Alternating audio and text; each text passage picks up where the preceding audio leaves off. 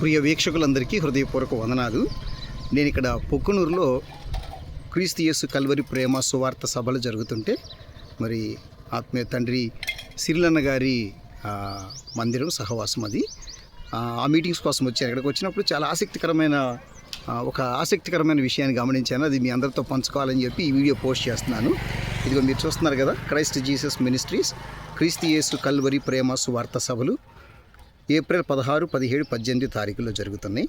ఇప్పుడు ఇక్కడ నన్ను బాగా ఆకర్షించిన విషయం ఏంటో మీకు చూపిస్తాను చూడండి. ఇక్కడ వరుసగా ఈ బ్యానర్స్ కట్టారు. గొప్ప గొప్ప భక్తులు మాట్లాడిన మంచి ఆధ్యాత్మిక సత్యాలను ఒక్కొక్కటి ఒక్కొక్క నేమ్ బోర్డు లాగా పెట్టారనమాట.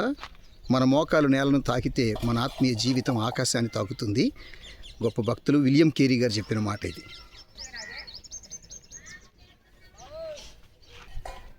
ఇది చూడండి. నశించే ఆత్మలను అగ్నిలో నుండి బయటకు తీసి క్రీస్తు దగ్గరకు తీసుకురావటంలో ఉన్న ఆనందం ఈ ప్రపంచంలో మరి దేనిలోనూ లేదు. Charles G Finney. మరొక బోర్డు దగ్గరికి వెళ్దాం చూడండి. ఈ సహోదరులు చక్కని ఏర్పాటు చేశారు. మరి దారి బారుకు వస్తున్న విశ్వాసులు వీటిని చదువుకుంటూ రావటం ఎంతో ఆశీర్వాదకరం. అనేక శిథిలమైన ఆత్మీయ జీవితాలను పునరుద్ధరించేవి వేకువజామున చేసేటి ప్రార్థనలు. EM bounds.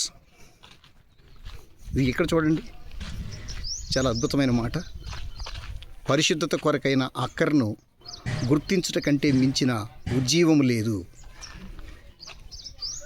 Major Alistair Smith.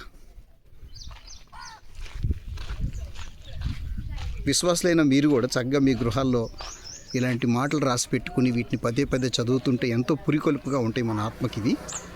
ఇతరుల కోసం నీ జీవితాన్ని అంకితం చేయటమే నీవు క్రీస్తు నిమిత్తం చేయగల అత్యుత్తమ సమర్పణ. Charles Chambers. ఇక్కడ చూడండి, మరొక ఆశీర్వాదకరమైన మాట రాసి పెట్టారు. దేవుని అనంతమైన మంచితనానికి కొలతలేని కృతజ్ఞతలు ఉండాలి. Charles Spurgeon. ఇది చూడండి. పాపమును విడిచిపెట్టే ప్రయత్నము జరగని చోట నిజమైన మారు మనస్సు కలిగినట్లుగా భావించలేం. ఏడబ్ల్యూ టోజర్.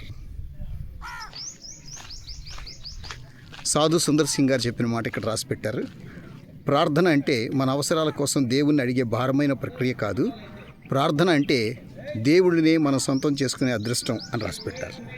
ఇది వేదిక. ఇది చివరి రోజు అన్నమాట. అంటే 18వ తారీఖు సాయంత్రం పూట ఏర్పాట్లు జరుగుతూ ఉండగా ఇది చూసి నేను ఎంతో సంతోషించి ఇది మీతో కూడా పంచుకోవాలి, మీకు కూడా ఆశీర్వాదకరంగా ఉంటే ఈ మాటలని చెప్పి తెలియజేస్తూ ఉన్నాను. అందరికీ వందనాలు.